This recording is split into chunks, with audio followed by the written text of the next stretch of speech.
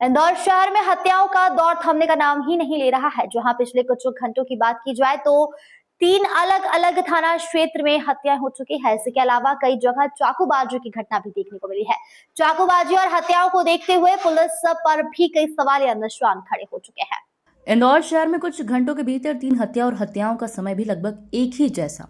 जी हाँ, हम बात कर रहे हैं इंदौर शहर की जो स्वच्छता में नंबर 1 बन चुका है और अब हत्याओं में भी नंबर 1 बनने की कगार पर है।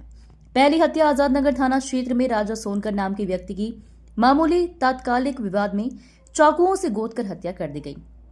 तो दूसरी घटना MIG थाना क्षेत्र की, जहां क्षितिज नामक युवक की चाकुओं से गोदकर हत्या कर दी गई। तीसरी घटना द्वारकापुरी की है, जहां अपने दोस्तों के साथ पार्टी मना रहे महेश के सीने में गोली मारकर हत्या कर दी गई। बड़ी बात यह है कि तीनों हत्याओं का टाइम एक समान ही बताया जा रहा है, या यूं कहें कुछ समय के अंतर में 3 हत्या पर पुलिस द्वारा कार्रवाई कर कुछ आरोपियों को गिरफ्तार कर इंदौर पुलिस वाहवाही तो लूट रही है, मगर 13 घंटे में 3 हत्या और कई जगह चाकूबाजी की घटना पर पुलिस पर कई सवालिया निशान खड़े हो रहे हैं। वहीं इस मामले में एडिशनल DCP ने बुधवार 12 बजे बताया कि तीनों ही घटनाओं में तात्कालिक विवाद की बात सामने आई है। सभी मामलों में आरोपियों को पकड़ लिया गया है। देखिए, आजाद नगर में एक घटना हुई थी हत्या की राजा, जिसमें कि सभी आरोपियों को हिरासत में, पुलिस की हिरासत में कार्रवाई की जा रही है।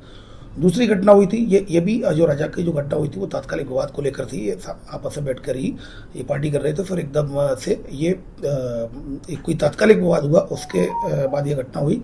सभी आरोपी पुलिस ने हिरासत में ले लिया है। इसके अलावा एक MIG में एक हत्या हुई थी, जो कि वो उसका टाइम भी लगभग रात्रि के 1:45 बजे के करीब है, जिसमें कि जो 2 आरोपी है, दोनों आरोपी को अरेस्ट कर लिया गया। मृतक क्षितिज था, जो कि वो भी एक आपस में जानते थे और तात्कालिक विवाद होने की वजह से ये हत्या हुई। इसमें भी दोनों आरोपियों को अरेस्ट कर लिया गया है। इसमें तीसरी जो घटना थी द्वारकापुरी की थी। द्वारकापुरी में भी लगभग वही टाइम था, 12:30 से 1 के बीच में दिग्विजय मल्टी में एक महेश वाचू नाम की व्यक्ति की जो कट्टे से गोली चलाकर हत्या कर दी थी। ये भी बात सामने आई थी। ये छत पर बैठकर दिग्विजय मल्टी में ये लोग पार्टी कर रहे थे अलग अलग, और फिर एक बात विवाद हुआ और विवाद पर फिर उसने चाकू मारा। तभी फिर इसलिए जो आरोपी पक्ष है उसके द्वारा अपने जो लोग बुलवा लिए और उसके द्वारा इसमें फायर कर दिया गया, तो छाती में गोली लगी और उसमें वो एक्सपायर हो गया महेश। इसमें कुल 9 आरोपियों के खिलाफ FIR रजिस्टर्ड हुई थी, जिसमें से कि ऑलरेडी 5 अरेस्टेड है और 1 घायल है। कुल मिलाकर अगर आप देखेंगे तो तीनों ही घटनाओं में तात्कालिक विवाद सामने आया है, और तात्कालिक विवाद सामने होने की वजह से उस समय ये आपस में सारे मृतक और आरोपी जो हैं वो एक दूसरे को जानते थे और सब लोग उठने बैठने वाले थे साथ में, और सब लोग एक दूसरे को पहचानते थे। ऐसी स्थिति और तात्कालिक विवाद को लेकर ये घटना हुई है।